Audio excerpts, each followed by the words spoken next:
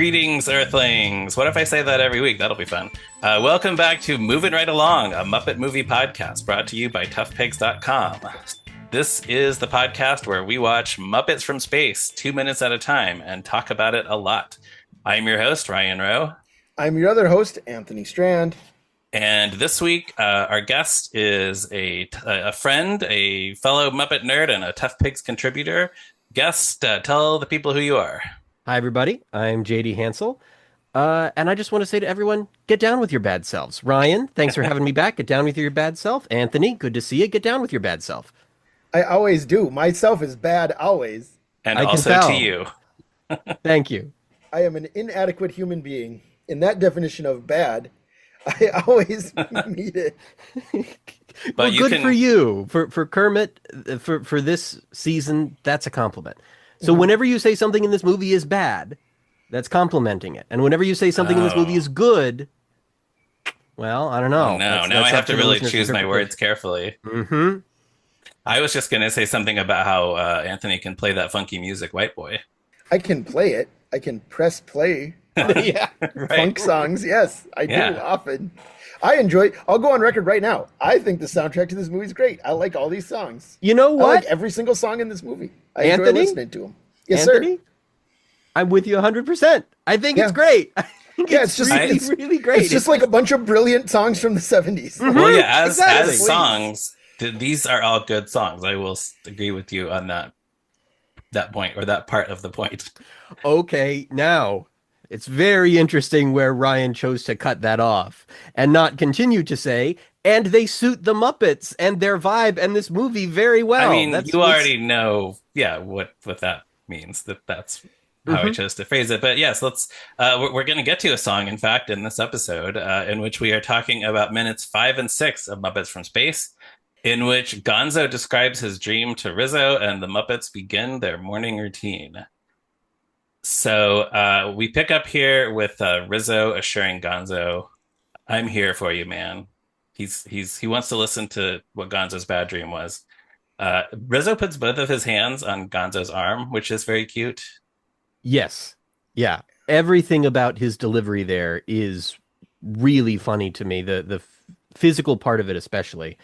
But like, I feel like he doesn't usually use the word man in that way. That's not how Rizzo typically talks. It doesn't really sound like a Rizzo liner, like any of the Muppets really. But like, it's also especially kind and thoughtful in a sincere way, which is odd for Rizzo. So it seems to me that Steve gives a performance that is subtly highlighting how performative this is for Rizzo. Oh, yeah. In his Sure, in his yeah. movement and everything, just a bit over performative there to underline that. And yet, in the audio commentary track, Gonzo describes this delivery as, quote, very sincere. Oh. So I don't know how to read this. Yeah, I that's think he's interesting. kidding. I don't think we can take anything in that commentary at face value. No, that's the most useless audio commentary track. It really is. Yeah, so you listen to the whole thing. I listened to part of it and then I got bored because I wasn't getting any information. I don't like think there's what they're any trying factual to information do. in it. I like what they're trying to do. Yeah, oh yeah, yeah. My advice about that commentary track is to hear it when you're 15 and then just listen to it many times because you find it hilarious, because it's just fun to hear Steve and Dave hanging out. It is Yeah. entertaining for sure. It is. Absolutely. It's just not exactly what I wanted. So I'm doing the JD thing where I've got like way too many notes up top about the first 2 seconds of this clip. Can I riff on this for a bit? Whatever, Yes, man. please Yeah. continue. We invited you here. Oh, that's true. So I think it's that this particular scene is very crucial to the plot, and that line especially. So most of this isn't in early versions of the screenplay. At least not the "I'm here for you" line. Right, it's different, this exchange. Very different. So because Rizzo says that he's there for Gonzo and then doesn't follow through with that, getting ahead a little bit, because he's about to snore, as we'll see. Yes. Gonzo is left seeking an answer to his feeling of being alone. He doesn't get a real one out of Rizzo. Rizzo gives him this moment to doubt that his Muppet family really has his back and can be enough for him. And without that, I don't think Gonzo would have enough motivation and determination to fully commit to finding his alien family. I think it's important to keep in mind that this is the second movie in a row in which the Muppets do this kind of story about, for all intents and purposes, an orphan who doesn't think his Muppet family is valid. Hmm. Like Jim Hawkins Huh. didn't think Gonzo and Rizzo really counted as his family since he's a human and Rizzo's a rat and Gonzo's a whatever. Gonzo didn't seem to relate to that sentiment at all in that movie. This did not bother him. Now we have to believe that he cares about not having a family that's the same species. And I think that seems rather strange for Gonzo and requires a proper justification, which this scene here more or less provides. Love it. Do I have Wow. more? Yeah. I have more bullets on this point. I'm so okay. I'm so sorry. We'll return to the episode soon, folks. So the Muppet projects about this sort of story or theme are always climbing an uphill battle. Because I think that everyone who likes the Muppets has no choice but to accept from the jump that a frog and a pig can be in a romantic relationship and it's fine, and all of these different species can be friends with each other and family with each other, and it's fine. None of us would like this franchise if we didn't believe from the beginning that all these characters belong together and are kind of like a family. This is the premise of the Muppets. Hmm. And after the original Muppet movie, they don't really need to argue for it again. To be clear, if they do want to argue for it again, I think there's a lot of room for that. If they actually need to, like, work through their family's issues. The cast of The Muppet Show is a toxic family on that show. These people are very mean to each other and not necessarily good for each other on that show. Kermit would be justified in leaving Piggy. Piggy would be justified in leaving Kermit. And anyone would be justified in getting the heck out of that theater because Kermit isn't friends with any of them for most of that show's run. At any time, the Muppets could have decided to do a bunch of grounded stories in which two characters have to try to actually work through their conflict. The sort of stuff Fraggle Rock did really successfully all the time, but they didn't really try to do that sort of thing for the Muppet Show gang until like the 2015 show, which ended up being super polarizing for many, many, many, many reasons. Hmm. And even there, they don't really give Gonzo the storyline that he needs. On the Muppet Show, especially in the early seasons, everyone judges him pretty harshly for being a weirdo. Gonzo's motivation in this movie could justifiably be the fact that he does that what he does is simply not appreciated. But since this movie doesn't establish that anything else the Muppets ever did exists in this timeline, we don't really know what he does except get shot out of a cannon. We get Right. no inkling that Kermit and Piggy and the others look down on him, or sometimes called him a geek. Therefore, in the absence of any actual confrontation with how the Muppets have not been a great family to Gonzo all the time, it has to have this one moment when Rizzo fails to follow through on being there for him, man, so that in the end, he and the rest of the Muppets can prove that when push comes to shove, they will show up for Gonzo. They will, in fact, be there for him, Yeah. man. Man. I'm going to have a lot of thoughts on, like, I know that I will have comments about that when I listen to this episode later that I wish I was saying right now. Uh-huh. But it's a lot to process. Yeah, So and in thank fact, you. I All think I'm going to that's say is like thank you. It was fascinating. I think that's it. Like we can just end the season right there. I don't think there's anything else that needs to be said about this movie. Ryan's so ready to be done. We're on minutes 5 and No, 6. no, that was all great stuff. I did not read so much meaning into Rizzo touching Gonzo's arm and then falling asleep, but you're right about all of it. I hope so, because I was just reading through these notes now, going, I don't remember writing any of this, and this is really, I don't know where I'm going with this. I can't follow this at all. I hope to the listener it makes some sense. I was thinking about the fact that they probably like it since the movie is about Gonzo being alone, it would make the most sense for Gonzo not to have a roommate and best friend in this movie, but they probably Mhm. didn't want to separate him from Rizzo after the previous two movies where Mm, everybody loved their pairing, including, the Muppet people themselves, apparently. So yeah. they had to establish that they are best friends and roommates, but then yeah, like I think this is it where it's like Rizzo can't give Gonzo everything he needs to feel like he's not alone. Right. The character that he is closest to now in the Muppet family is the sleaziest, the least Right. trustworthy, the least loyal, the least brave, the most greedy. And if that's who you're closest to in the family, then, how much are you really getting out of that family? Yeah. One thing I didn't write down in my notes, but his delivery of the "I'm here for you, man" reminded me a little bit of, I don't know if either of you will remember the Bud Light commercials in the 90s The I love you, where man "I thing. love you, man." Yeah. Yeah, the guy would like like cozy up to his dad or his brother and give them a speech and say, "I love you, man," and they would say, "You're not getting my Bud Light." So I wonder if that was a little bit of an Hmm. influence on this, potentially. Just like you said, we don't hear Rizzo call people man like that. So that might have been a I little bit of an influence. I feel like it's kind of similar to on the 2015 Muppet Show when Kermit the Frog said to Fozzie Bear, "I feel you, bro." Oh yeah. It doesn't. This is not how the Muppets talk. It's not. But like, I mean, it's interesting to be clear. Yeah. I'm always interested in those lines. They add some flavor. It's weird for Kermit to say, "I feel you, bro." It's less weird for me to hear Rizzo say, "I'm here for you, man," somehow. Yeah, fair, fair. Yeah, you've also had 16 more years to live with it, and I would guess you've seen this movie more times than you've seen whatever episode of Muppets 2015 that is. If I had to guess, Yeah, yeah, You I'm mean sure that's episode true. you know, three, Bear Left and Bear Bear Right? left, then bear right. Probably. Yeah. Yeah. is that the one where Fozzie gets tranked in the neck? Yeah, Yes. I know. I Bad know. news. Bad news, Michael. All right. Okay, we're not talking about that show right now. That we're talking about this movie, Muppets from Space, in which, yes, Gonzo starts recounting his dream about the Noah guy who won't let him on the boat, and then he looks over and Rizzo is asleep and snoring. Rizzo is not in his hammock though. Now he's on a bed and he's lying on this pillow, which appears to be like a souvenir New York State pillow. Hmm. I was able to identify. So it has all these drawings of New York State landmarks.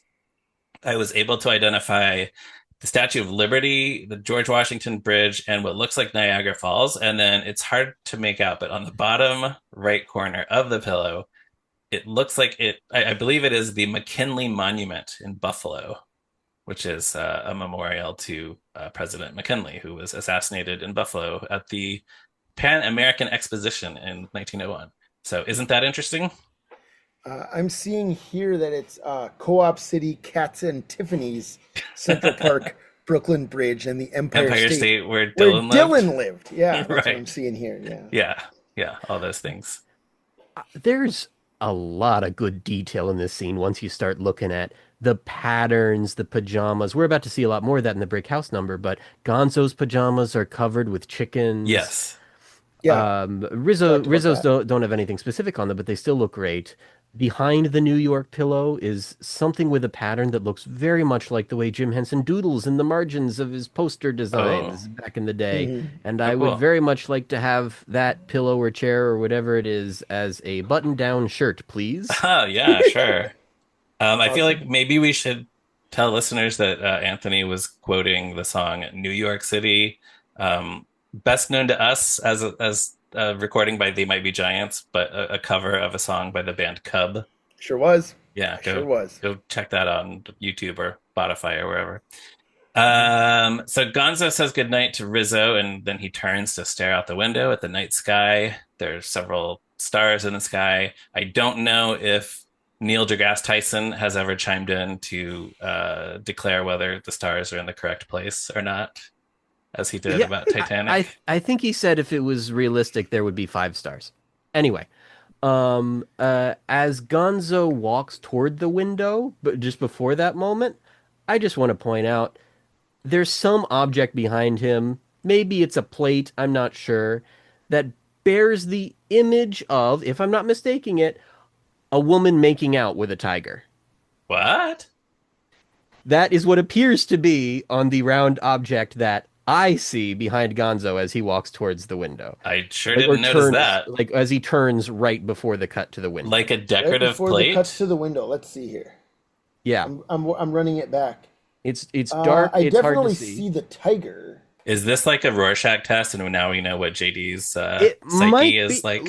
I mean, it appears that she has her arms around the head of the tiger and they're kissing. That's what it looks like Oh, to so me. this, that short story, The Lady or the Tiger, has famously has an inconclusive ending. Now we know how it ends. The lady makes out with the tiger. Yeah, you know the "They Might Be Giants" song, "The Lady and There the is Tiger." also a They Might Be Giant song about the Lady and the Tiger. Yes. I was listening to some They Might Be Giant songs the other day, and yet I don't know these songs, so I guess I have a Oh, New lot York ahead of City is me. a great one. I do feel like a lot of Yeah, people know that one. The Lady and the Tiger is a more obscure one, but it's very yeah, good. it's more recent. It's from Yeah. the 2010s, but I'll it's put in the good. work. I'll do the work. Did they have to It's build well worth it. did they have to build a whole new Rizzo puppet just for the effect of Rizzo snoring?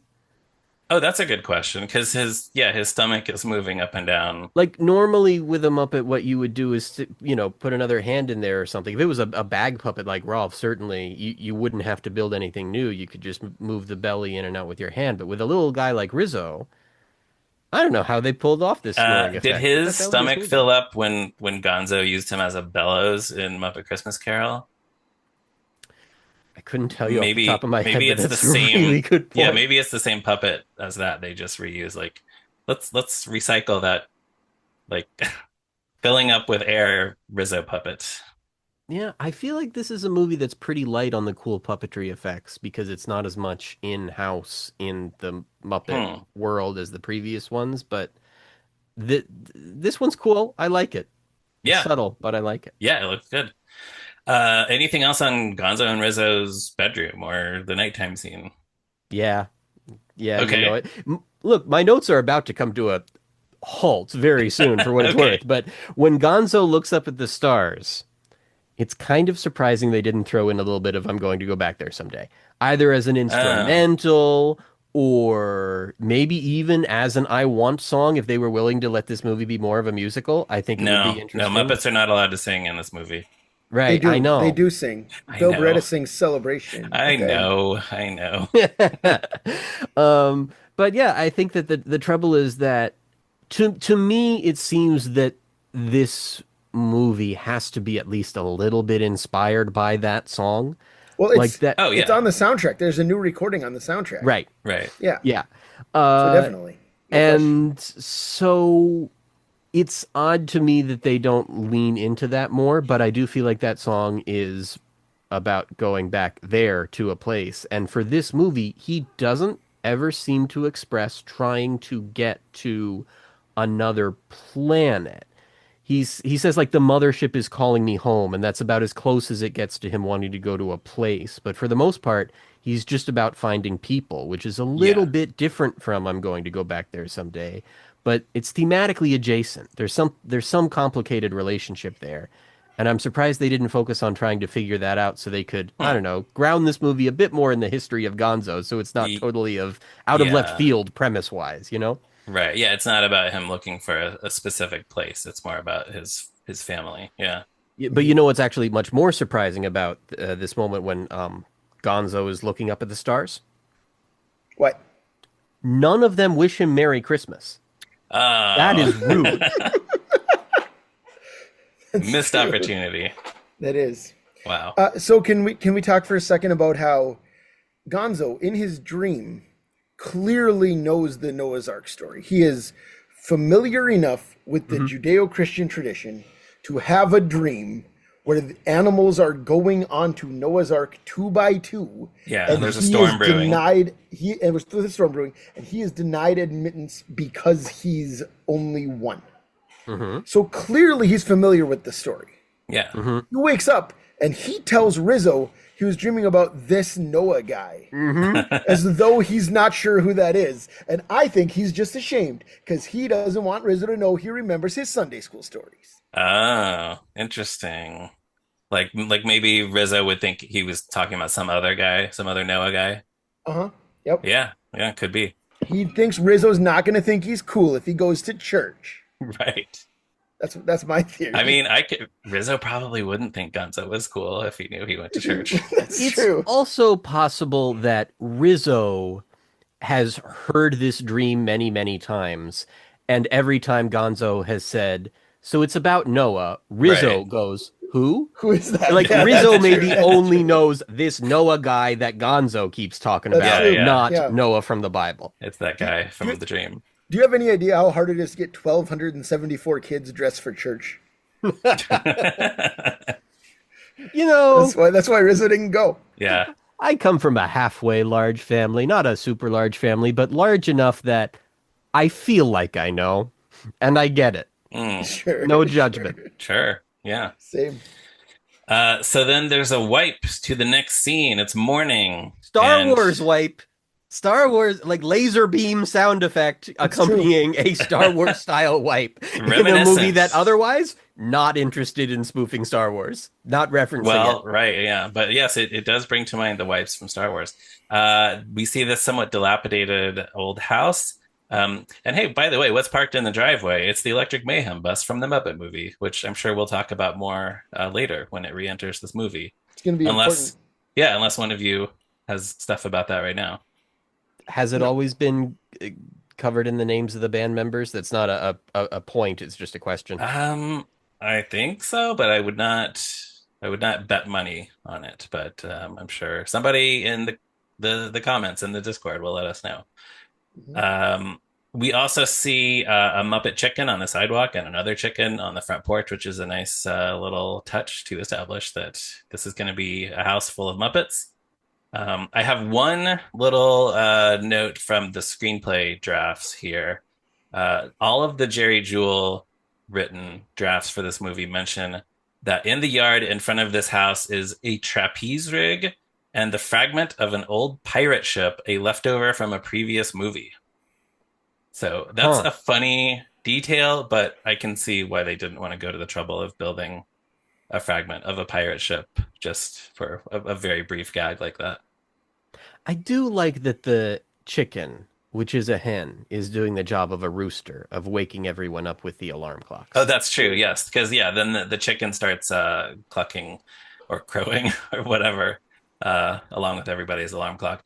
But this movie, by the way, was filmed in and around Wilmington, North Carolina. Muppet Wiki tells us that this house is the historic Fennel Crump House, which was built circa 1897, and it is located at 219 North 7th Street in Wilmington. There's a picture on the wiki of the same house that was taken in 2019, which is still sort of recognizable as this house, but it's been painted nicely, and a few of the features look like they were probably added for the movie. If Henson was going to take over the Fennel Crump House, they should have turned it into the Fennel Scrump House. Oh, Love them scrumps. love dem scrumps. Okay, can I go? Can I just go? Can I uninvite myself from moving right along? Is that an option? What do you wanna go peep a little TV? Is that it? JD's got a People LTV. Oh. Dang. So, um, as the chicken clucks, we also hear the beginning of a song. This is Brick House by the Commodores, originally released in 1977. It's And good. it is a good song. And as we were alluding to earlier, unlike other Muppet movies, we're almost never going to hear Muppets singing original songs, or I guess no original songs in No, the no movie. original But songs in the movie. yeah, instead, the soundtrack is these 1970s mostly funk songs. So Yes. this is the point where my notes stop and I just have the word funk and nothing else. I just want to spend some time with this for who knows how long. I have to know though, is funk in all caps in your notes? I meant for it to be, and yet it Okay. isn't, and I don't know what I was doing. Disappointing. Yeah, I know. I guess I'd like to start with a reading because I didn't have a rap for this episode. It's the wrong season for that. We're Yeah, past the yeah, point where that we don't feels do that appropriate. anymore. I Yeah. know. Mm. I know. And so what I want to do is really take the sound of this movie on its own terms because now, for the purposes of this movie, this is the sound of the Muppets. And at least in my mind, in my memory, this is like this 70s funk music is the sound of the Muppets for, in a way, years afterwards, if only because there was really nothing else to replace it. And they keep coming back to funky musical ideas through stuff like the song Nap Time in Muppets Wizard of Oz. Like they Mm. don't really have a new idea for what the Muppet sound is in between to interrupt that. And even when you look at something like the DVD menus on the Muppet Show, it's not funk music, but in that silly little jazz bum bum bum bum bum bum bum bump. It's You like then hear the horns come in and it goes, Yeah. very bossa nova to me. na na na. Yeah, I guess I don't know what genre that is. I like that music though. Yeah, it's not funk, it's not quite anything, but there's a horn section in that song that doesn't know that it's not funk. And so Hmm. there's just something funky going on in the Muppets' style and tone during this period that I find strange and fascinating. And it is how this movie really puts its first musical foot forward. It's with this song. These are the words that open this movie. It's not why are there so many songs about rainbows? The way that, the first song, the first lyrics in the first words, the first lyrics in the first song of the Muppet movie. Now it's very different lyrics, and I would like to read some of them to you in my best approximation of the voice of the Muppets in this time, 1999, a Steve Whitmire Kermit the Frog. Just to set the Okay. tone for the rest of this season, the way that the Okay. Muppets have set the tone for this era in Muppet music. Ow! She's a brick house. She's mighty mighty, just letting it all hang out. That lady's stacked, and that's a fact. Ain't holding nothing back. Well put together, everybody knows. This is how the story goes. She knows she got everything that a woman needs to get a man. Yeah, yeah. How can she lose with that stuff she use? 36, 24, 36. Oh, what a winning hand. Yeah, she's the one, the only one, built like an Amazon. The clothes she wears, her sexy ways, make an old man wish for younger days. Yeah, yeah. She knows she's built and knows how to please. Sure enough to knock a strong man to his knees. Shake it down now. Shake it down, shake it down, shake it jet. Shake it down now. Shake it down, shake it down, shake it. Ow! A brick house. Now, this is now the tone of the Muppets. Does that say the Muppets to anyone? Not to Dang. Or me. does it seem like there's any tension between how the Muppets are expressing themselves musically and, the personality of the main Muppet character or any of the Muppet characters? Yeah, I mean, well, this is a false question, JD, because you and I both know that Brick House was chosen as the opening number because the sequence is set in a house. Yep! It's Yeah. the only reason! That's not like I like how you're shouting like anyone in the audience will this will be I know. this will be a revelation. I know. But No, it it's is a lazy strange. choice, It's bizarre. but it's a lazy choice. They probably didn't think much about how filthy the lyrics are, how incredibly horned up it is, right? Yeah.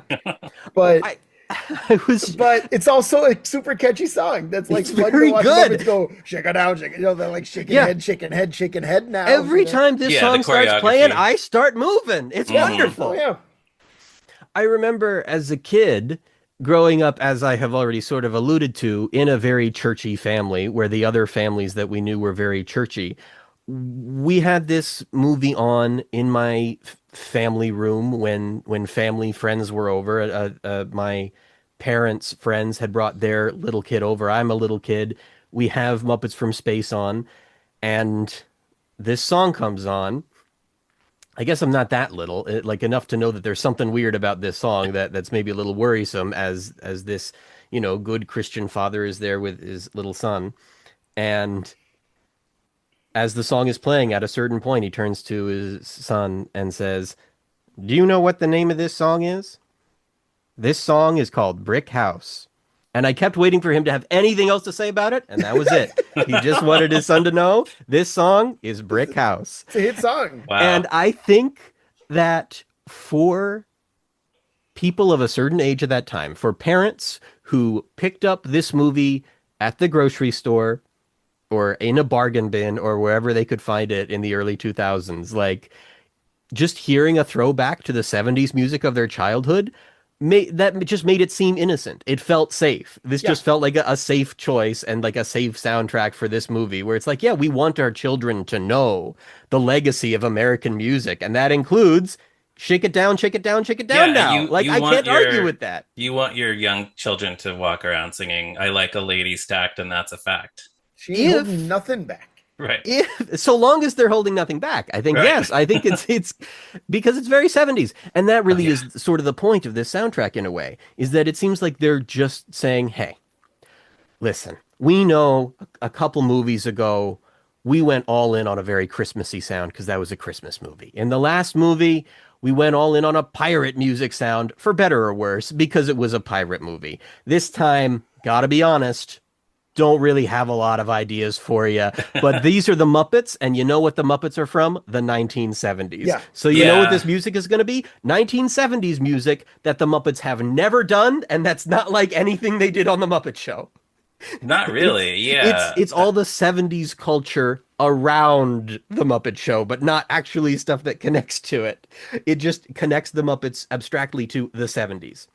Yeah. Have That's you Yeah. ever true. seen that documentary? What was it? Like I Love the Muppets or We Love the Muppets or something like that. It's like a British documentary from the UK. I I know what have you're heard of talking it, but about, never but I seen it. actually Yeah. haven't seen it. Yeah. I have seen it, and I think this is maybe just a British documentary thing. I've seen it done elsewhere. It is filled with random 70s songs to keep reminding you that the Muppet Show is in the 70s Mm, that aren't on the Muppet Show. And in a way, this kind of feels like that. And yet it sure. becomes like it's the tone of the Muppets now for this movie is they're funky, and yet the Muppet Show doesn't exist so far as we know in this. Like it's not mentioned. It's not clear what their jobs are No. in this movie. All we know is the Muppets are a group of people who live together. Right. So it's very hard to justify. Oddly enough, funk does have a relationship to sci-fi. Um, because one of the leading funk artists whose name escapes me right Are you now, and thinking I'm of gonna George Clinton? that's who I was thinking of. Thank you. He for a while had as a big part of his brand that like this sound is coming from outer space. Yeah, right. It's kind of And futuristic. they could have found a way to just associate the funky parts of the soundtrack with the scenes that specifically deal with aliens, and yet they didn't do that. No, not in a clear way. It's Yeah, also strange because when they do get kind of funky on the Muppet Show, it's the Electric Mayhem. right. And the Electric Mayhem, it's not really talked about much, but they're kind of separate from the rest of the Muppets tonally.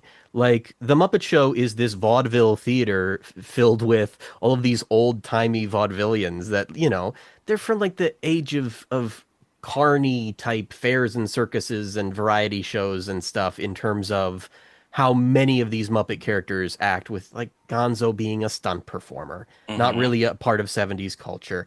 Fozzie being such an old-timey stand-up comedian who thinks he's hot stuff, but all of his jokes are very familiar to the ancient men up in the balcony. Miss Piggy, this sort of Right. old-timey movie star from an age gone by. Everybody, all the main characters in the Muppet Show are sort of from an age gone by, except the Electric Mayhem. They're the ones who are funny, not because they're out of touch, but because they're so in touch with some 70s music scene that they're just wild and incomprehensible. Their songs are kind of nonsensical and silly. Like that's where you're sort of invited to laugh at modernity Yeah, for and you how kind of strange it is. think that they feel like they're too cool for the show. Yeah.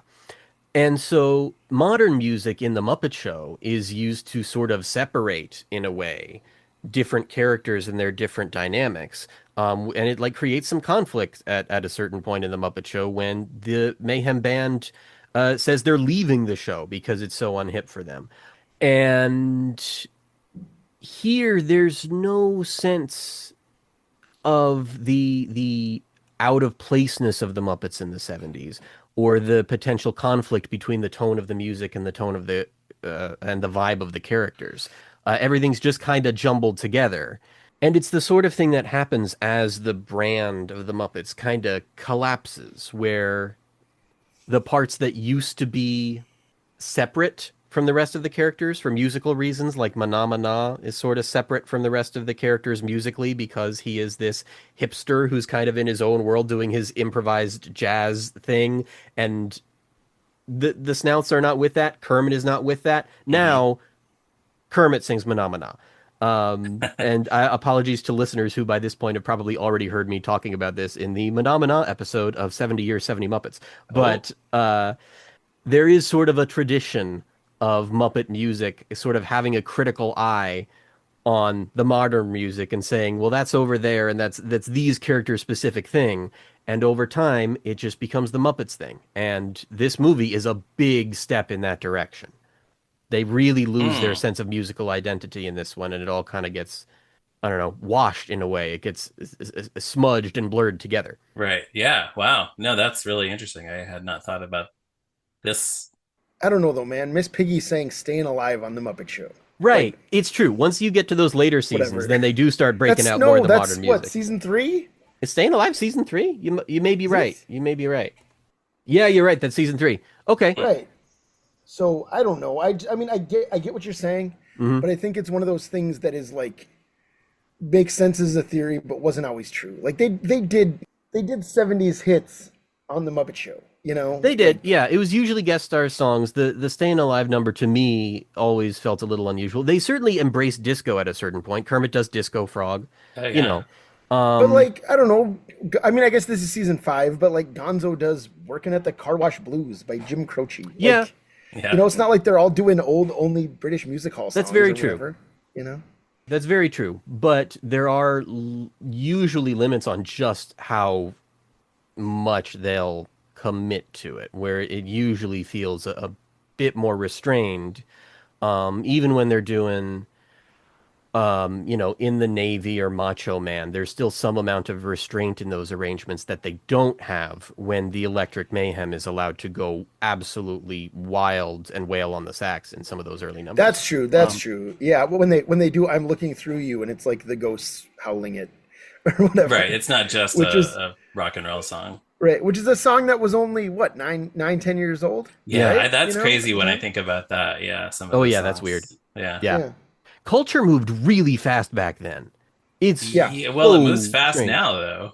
Yeah, maybe. Yeah, it's true. It's probably, I'm sure looking back many years later, I will see it moving fast now, but it has Well, but felt it is, slow in this yeah, century. the difference is like the Beatles released how many records in 5 years? How many Thir albums? 13 and 8 years. Yeah, and now artists will go like 4 or 5 years between albums. Hmm. So yeah, that's a difference in that way. I mean, I am very open to other interpretations of what funk is doing in this movie.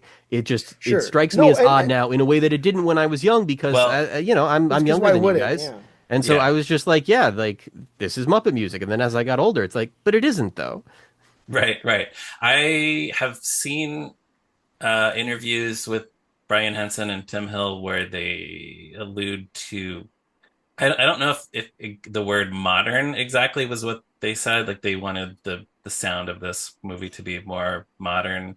I'll have to look and see if I can find some of those interviews. But it's if that's what they were going for, it doesn't. It's funny because Yeah. songs from 20 years ago are not modern. And yet, when Kermit the Frog in the, I guess this is maybe a week or two later for you, but when Kermit the Frog does say, "Get down with your bad selves," there is some sense in which there's a conflict there because he's a bit too old-fashioned for that. And then there's some undertone in this movie that has to do with race that I don't know how to unpack at all, but the music is central to Yeah, that, given the fact that, if I'm not mistaken, every artist or nearly every artist on the soundtrack is black, and that is what the Muppets are singing along to, I or think not so. singing along Yeah. too much, but certainly hmm dancing along to and singing along to a little bit in this number. Um, and that's very cool, and I like that very much. I feel like someone needs to have a reading on that, and I don't yet, but there is nevertheless a sense of highlighting how out of place Kermit the Frog is in this soundtrack when he says that line. right. And I think that's the joke though in that Yeah, moment. I think you're yeah, supposed to laugh because I mean, Kermit's not a white guy, but we kind of think of him as a white guy, I think. So it's like that's the the question. That's the juxtaposition thing. of, For like the past week, I've been sitting on like, am I in that moment? Am I supposed to think of Kermit the Frog as explicitly a white guy? Is that the joke? I think more or Yes. less. I Yeah. think it's the same as when Bob McGrath sings Sir Duke. Yes, you have a similar reaction. Yes. Yes. Listeners, go seek out, is it called just Bob Sings? Did we decide that's what the I album's called? I don't We remember. were just talking about this before we started recording. Yeah. I think it's called Bob Sings. It's a Bob McGrath solo album that features a cover of Stevie Wonder's Sir Duke. Everybody go look for it. Anyway, should we move on, or is there Yeah, more? let's Okay. please. I'm so The album sorry. is called So Bob Sings. Bob Yes. Sings. Is it? Bob Does it have an Sings. exclamation point? Yes. I love that. Okay. So, yeah, my other note on the song is just that in the DVD commentary, Rizzo says that the Commodores were just off camera playing this song. So there you have it. Cute. But yes, we are also hearing the sounds of various alarm clocks ringing as the Muppets are all awakened at 7:30 a.m. to start their day. I like that we just see a series of Muppet hands hitting their alarm clocks, and we can kind of go like, "Oh, there's that guy. There's that guy." So just to Yeah. run through I it like those. relatively quickly, we have Sam the Eagle. Took me a long time to recognize that this was Sam the Eagle. It goes by so quickly.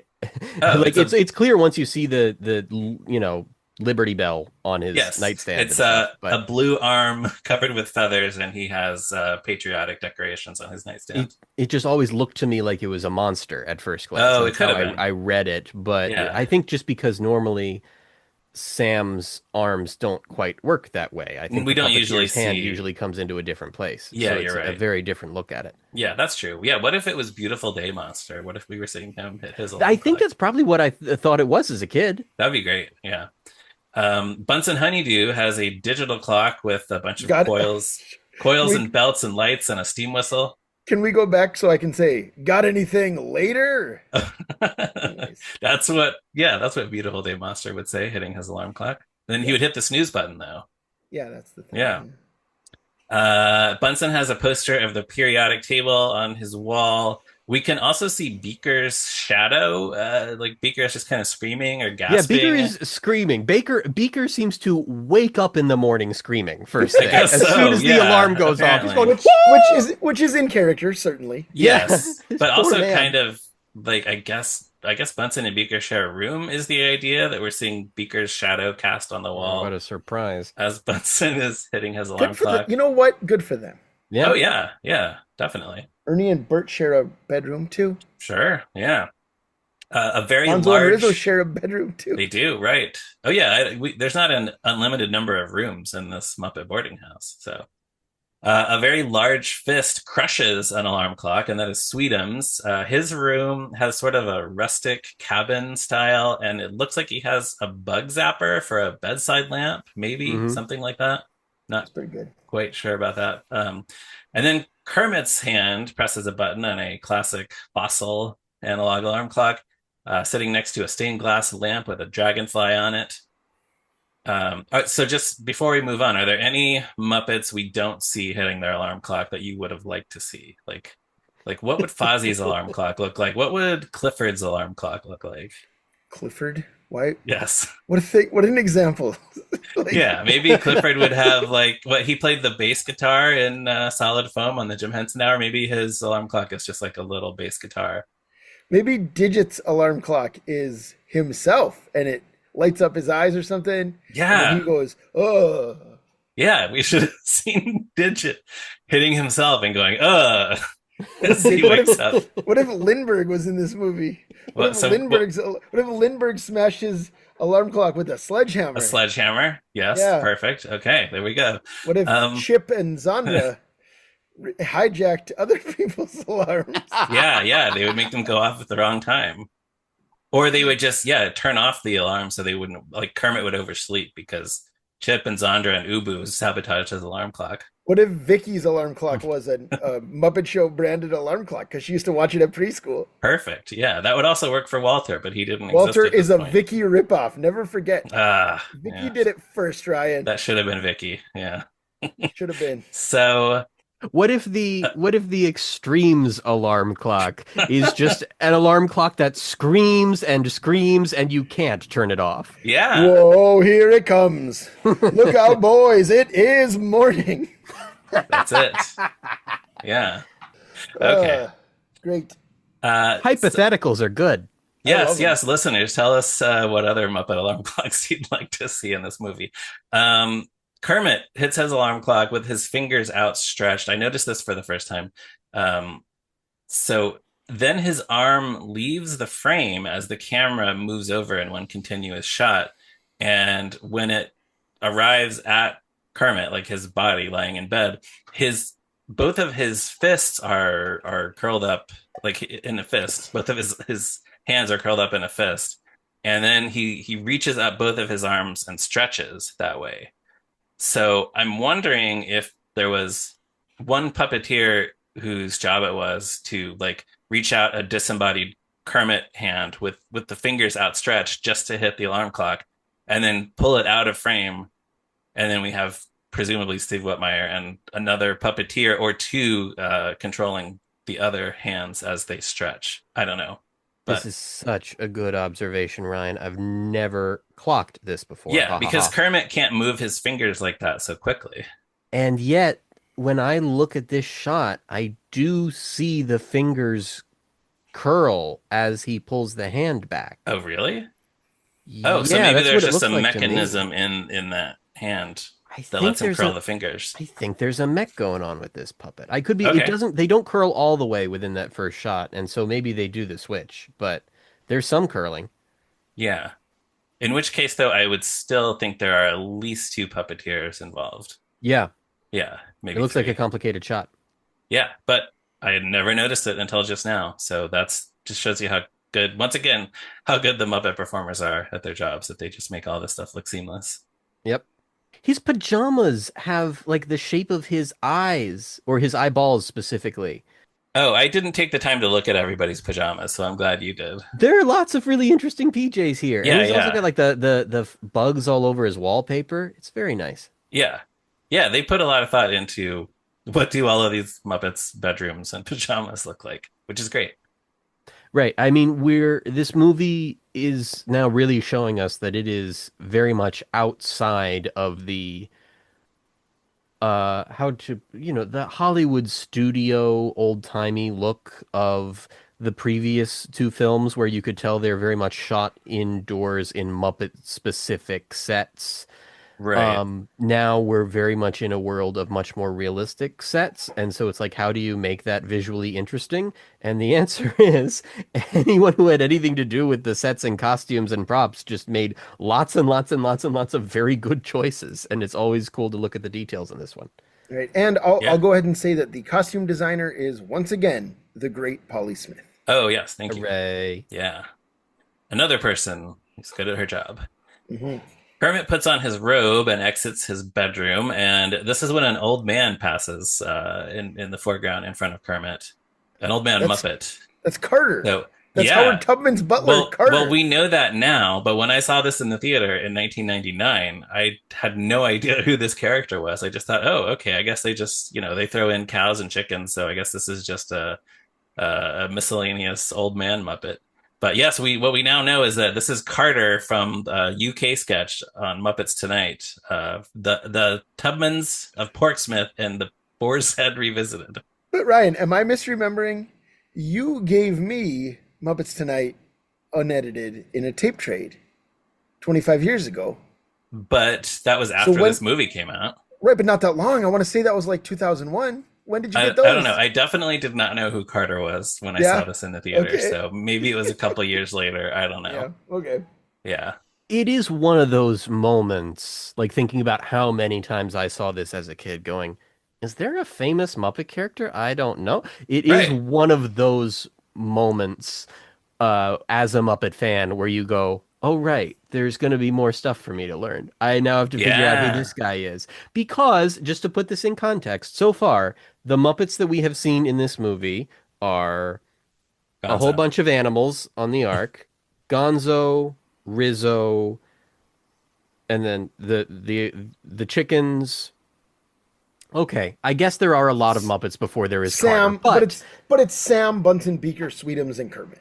right. And so, You knew who all those were once you figured out who Sam was. yes, what I was trying to get at is very, very early in the movie to put Carter front and center in a Right. shot and give him a line before Piggy, Fozzie, Right. Animal. Like he feels like he's going to be an important character in the movie and then isn't. And he's one of the only Muppets, like recurring Muppets, who's within the first 5 minutes of this. Right. That's why this was disorienting to me in the Yeah, theater. Sure. But yeah, they are presenting him like, oh, here's another one of your favorites. So I guess there probably were some, Muppet fans living in the UK who might have recognized him and been like, oh yeah, that guy from Muppets Tonight.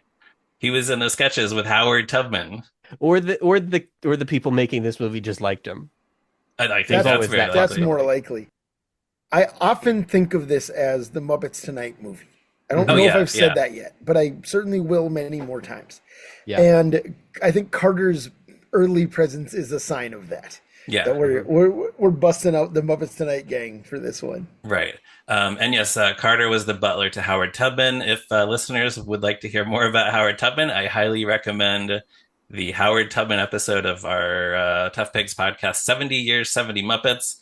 That episode was hosted by our friend Becca Petunia with guests David Levy and Adam Grossworth. So go listen It's to a that good one if you episode. haven't. It's It a is a great very Really good good episode. episode. Yeah, so there you go. Carter doesn't get discussed very much in that episode, but it's very good. Yeah, then there's a couple more Muppets getting ready for their day. Dr. Teeth, Animal. We see Miss Piggy standing in front of a mirror trying to choose an outfit. She's wearing one of those green face masks or mud pack kind of things with little holes for Yeah. her nostrils on her snout, which is a funny touch. The age of big entrances for Miss Piggy is over. It's done. Yeah, We've killed it. I had forgotten that this was the first time we see Piggy in the movie. I thought it was when she comes to the breakfast table, but no, this is it. She's just kind of lumped in here with all these other Muppets. It's exactly how she would not want to be seen in this movie at all, let alone how she's first seen in the movie. Right? Yeah. And that's why Tim Hill's a visionary. Well, Subverting expectations. I do sort of wonder if the Muppet people wanted to throw as many characters at the audience as possible early in the movie because the previous two movies we had to wait a very long time to see some of the recognizable characters. So Right. So I counted, and as far as I can tell, in these 2 minutes, there are 33 different Muppets on screen. oh wow, okay. Wow. Yeah. Seven of them are penguins, mind you. But Yeah, okay. I think we have to count seven. That's a penguin good characters. disclaimer. Yes, absolutely. Because we see two leave the bathroom, and then there are five more in the bathroom. Is where I get Okay. seven from. Good. Even though good. probably it's the same. Those. Yeah. two are I the same mean, Muppets, whatever. Yeah. Statler and Waldorf are drinking coffee in the living room. The Swedish chef is smashing eggs together and dropping them, shells and all, into a big pot. Kermit has to line up for the bathroom behind a bunch of other Muppets. Among them is Zippity Zap, another character who debuted on Muppets Tonight. And who gets a line here? Yeah, he says, what does he say? What's the holdup? Something What's like the that. holdup? Yeah.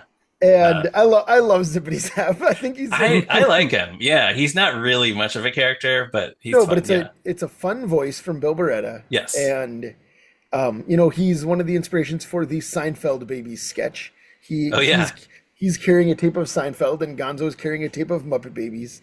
Then they get them mixed up and run them together and make Seinfeld Babies. Which that's a sketch that occasionally, the normies discover that. Like that circulates on social media every once in a while. Yeah. So right. yeah, that never could have happened if not for Zippity Zap. That's right. Thank you, Zippity Zap. We honor you, Zippity Zap, and Yes, that we is do. why we have named this episode after you. Ryan, figure something out. I don't know what it's going to be. I don't know. I gotta think about that. Can I tell you guys Thank you, Mr. Zap. Can I tell you a real deep cut?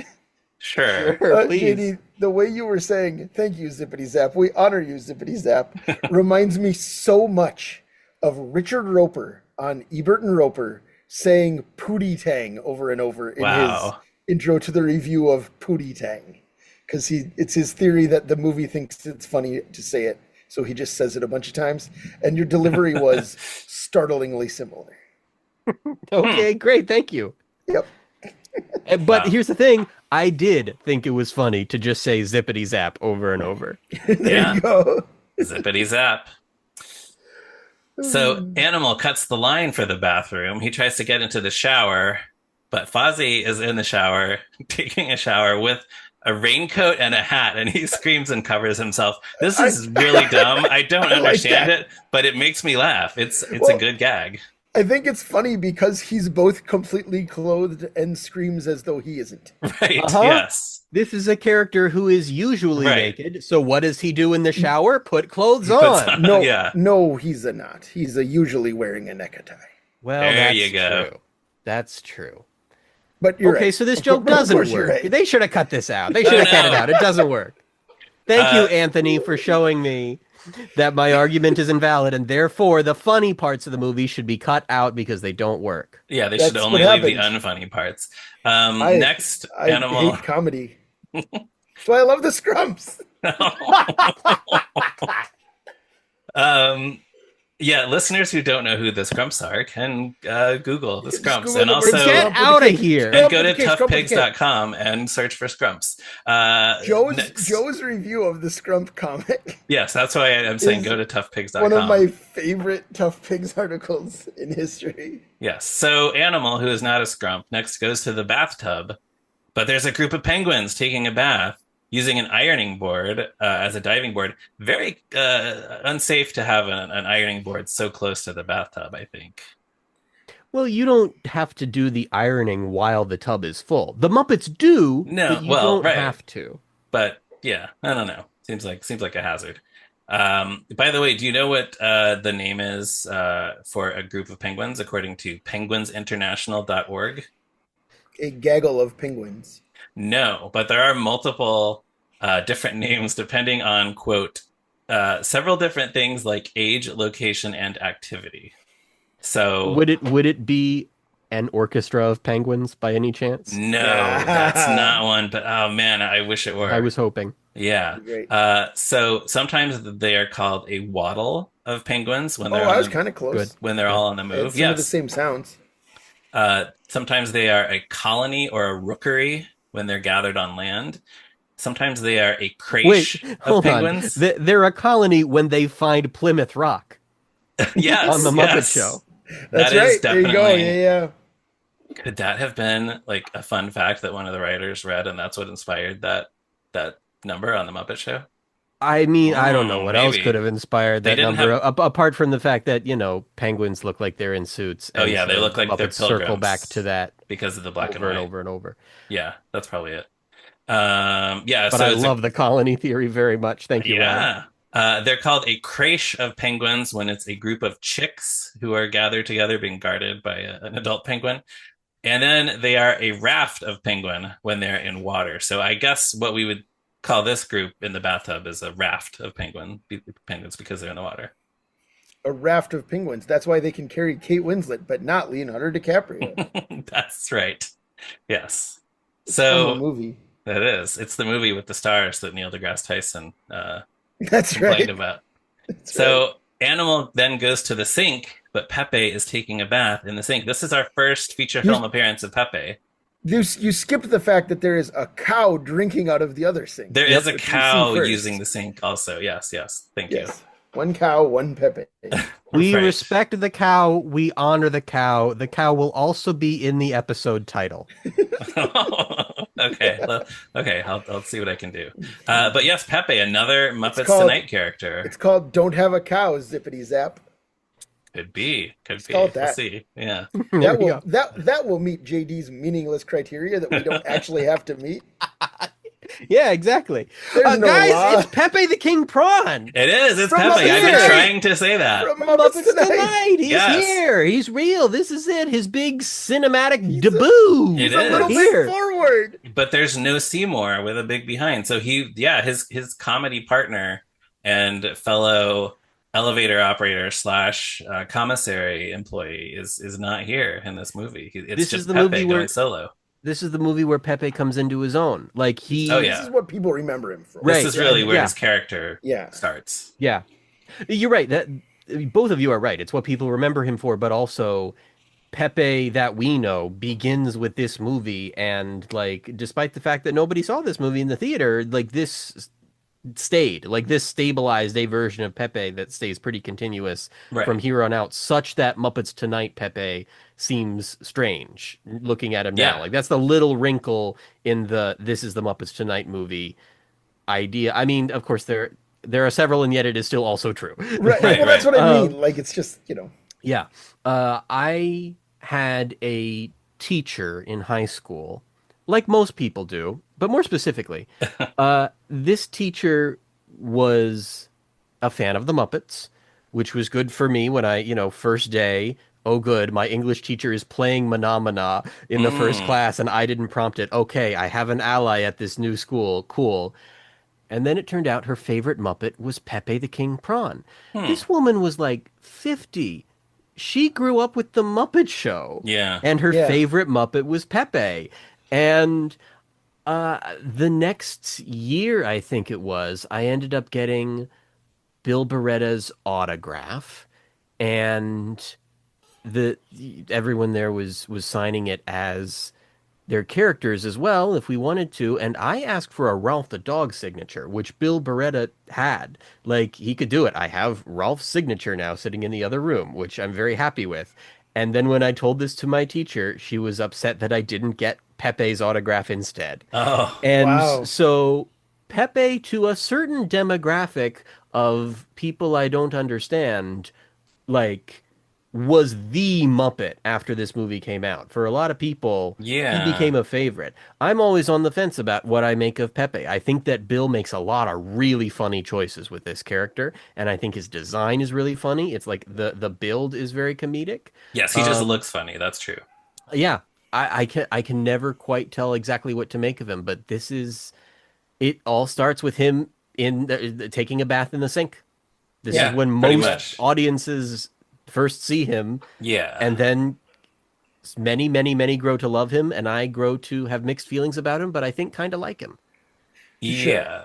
And I think we're going to get to these later in the season, but a lot of people, if you just started, if you ask them to tell you things about Pepe, I think a lot of people would quote Pepe saying, build a jacuzzi and they will come and I Yeah. will spank you like a bad, bad donkey, which And are both in and this the movie. the loose Jello. I have some Oh, loose the loose Jello. cello Okay, too. Yeah, you're there's right. another one for sure. Yeah. So this is his big moment, this movie.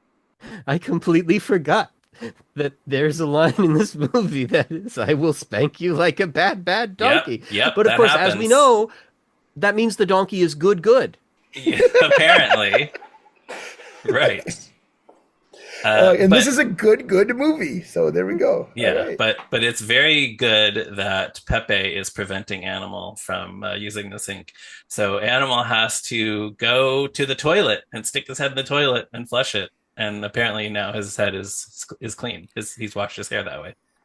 Toilet water is clean if the toilet hasn't been used It's since it was constantly last being flushed. refreshed. Yeah. Yeah, that's why dogs It's like to drink out of it. yeah, there's This no is in problem.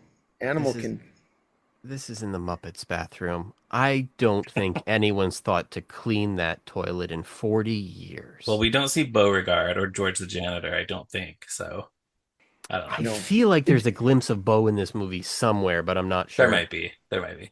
Anyway, but there's more stuff then with the Muppets bopping to the music. Piggy finally finds an outfit she likes. Then we see some fish dancing in the toilet, which is presumably the same toilet that Animal just used. So it's a lucky thing that he didn't flush them down there. I like that one of the fish is dancing while holding the end of the toilet paper roll. Yeah. Yeah. That's I don't know why I like that, but I find it a very funny little extra no, it's detail. just right. Yeah, exactly. It just adds a little bit to that. And then we catch just the briefest glimpse of Kermit's foot tapping to the music right before the end of these 2 minutes. Statler and Waldorf are really into this song here. Yeah, yeah, they're grooving along Like to it. everyone is with the song. Like somehow they can all hear it. Right. They just pump it over the loudspeakers in the house. I guess so. Did we point out Scooter brushing the ram? Did you mention that? Oh, I didn't, but yes, that's in the background of the kitchen. Yeah, Scooter As and this I like sheep. that. Yeah, the Swedish chef is kneading the dough to the music as well. right. That's fun. Yeah. Yeah, this is all so this yeah. All of this is contributes to the fact that every time I rewatch this movie, this sequence makes me think, oh wait, this is actually a really fun Muppet movie. Uh-huh. Yeah. I'm gonna like this more than I remembered. Yep. And Every then time, it never quite turns out that way. But for these few minutes, this number is always a fun beginning. yeah, same. Every time I watch this movie, I think this is going to be a fun movie, and then it is, and I have a good time. I'm so happy for you. Yeah, And then it's that's really over, good. That's and then it's over, and I go do something else. really, I what do you do? I've talked to my kids probably. I don't know. Okay, that's He fun. watches his favorite movie, Muppet Treasure Island, over and over and over. Right. I Um, don't know what that is. oh right. You know, that's good. For the purposes of this season, whenever someone tries to drag you back into that bit, like I just did like Huh, a jerk, Yeah, and just deny, deny, that's deny. my You good don't know idea. what that is. that's my Yeah. Um, plan. Yeah, I just one last thing I'll say about the sequence that we just saw is it starts this little semi-narrative for Animal here for just the purposes of this number, where we watch his whole journey pretty much to get ready for breakfast. Like it cuts to some Muppet characters just once until, until they're all together near the end. But with Animal, you see him poke his head out the door and then cut the line to go into the bathroom, have to find a place where he can wash himself, and then immediately after this, we watch him try to dry himself and ends up flinging himself over the ledge. And then they cut Right. back to him again when he's like sitting up at the table for breakfast. Now, is any of that particularly interesting story wise or even comedy wise? Not in and of itself, but it is interesting that the closest thing we have to a main character in this sequence, I mean, if it isn't Kermit, it's probably Animal. And I feel like this is kind of the moment for Animal 1999, right? In a way, or just the 90s where like they haven't been Yeah. featuring him much in the previous two movies, but it's getting to the point where like I start to remember this time period in a way that I can't remember the age of the previous movies you've discussed on this podcast. And I remember if you could get merch of a Muppet, it was probably going to be Animal. I had an Animal poster on my wall Right. that said Party Animal, despite the fact that I'm me, not a party animal.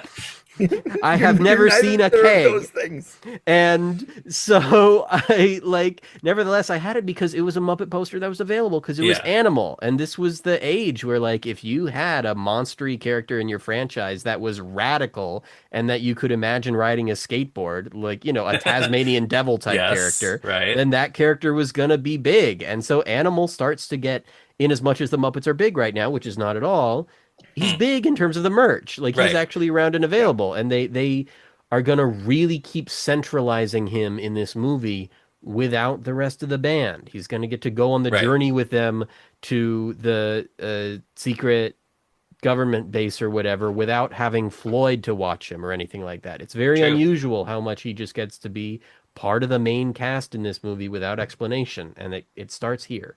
Yeah. Around this time, I had the one of the Muppet parody posters that was a Tommy Hilfiger parody, Kermie Hill Flipper. And of course. it featured three Right. Muppets, and that was Kermit, Gonzo, and Animal. So yeah, yeah, Animal was one of the most popular Muppets at this time for sure. Okay, so yes, that's we're at the end of the 2 minutes here. But anything else on these 2 minutes, JD, starting with you? I've said plenty on these 2 minutes. Okay, and it's all great stuff. Anthony, anything? No, we got to all my notes too. Okay, very good. JD, thanks for joining us on this episode. Oh, thank you very much for having me. This season, we are asking all of our guests two questions. The first one being, what is your history with this movie? Ooh, this is probably the Muppet movie that I've seen the most times, I would think. Not because it's necessarily my favorite. I think it's probably pretty low on my list, which is not saying I think it's bad. It's just it was available. It was around at the time when I was young, Sure. since I was born in the mid 90s. And so I had this DVD pretty early on, and it was in heavy rotation, more Hmm. so than a lot of the other Muppet movies. I would say I've probably seen it more than any of the original three. And so for me, this just seemed like it was part of the Muppets. It was what the Muppets had been up to kind of recently, and it was part of their overall brand. And then as I learned more Muppet stuff, then it was like, oh, that's no, this is different. There's something Yeah. different and strange about this one, and Huh. it's odd that it's not a musical. And then I remember years later, I'm in high school. The 2011 movie is coming out. By that point, I think I had a pretty negative opinion of Muppets from Space and was eager to get a new Muppet movie that could be something better. And for once, like everyone around me, even people my age, knew about a Muppet thing that was happening, which was really Mm. exciting. And I remember one of the other students there, who must have known that I was the Muppet expert at the school, said, "The new Muppet movie, why is it a musical?" Huh. Wow. And in that moment, I realized for a lot of the people around me who were about my age approximately, um, it wouldn't have occurred to them that the Muppets usually did musicals because Muppets from Space was the DVD that was around. It's what they had seen. Huh. Uh, Wow. so yeah, it's interesting how incredibly misleading this movie can be if it's your introduction to these characters. And for some people it was. I think I was in an unusual community, frankly. Like at my creepy private school, I think I largely was surrounded by people who were not movie buffs. Like I didn't get the impression that the people around me really had developed tastes, which I'm not this is not Yeah. me dunking on Muppets from Space. This is me saying that whatever was in the bargain bin was what they got. I don't think it was a lot of people who were really thoughtfully seeking out movies on any criteria other than is it rated G? And this Sure. was a movie in 1999 that was rated G. Like in some respects, if you ignore the lyrics that I read earlier, then this feels more family friendly than even a Shrek from Oh roughly the yeah. same time period. Yeah. Um, much more for the most part. And so yeah, this one was particularly popular in as much as any Muppet thing was in my circles, and over time I came to not really feel that way.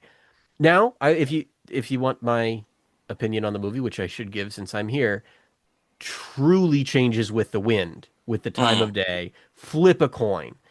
Like I am just all over the place. Like whenever I put on the movie, I have no idea what my feelings are going to be about it. And I will flip. My star rating will go up and down and up and down and up and down all through the movie until at the end it's just a big question mark. I don't know. Wow. I think overall I like it. But like this is the Muppet movie where it's very easily someone could say to me, I don't like Muppets from Space. And I'd be like, yeah, I agree. It stinks. And or someone else could say to me, I love Muppets from Space. It's one of my favorite movies. And I'm like, yeah, absolutely. I agree. It's really Yeah. Yeah. underappreciated. Like and that's not me being insincere or dishonest. It's just I have all of the feelings about this movie. They're very contradictory, and yet most of the time I don't think about it. Yep.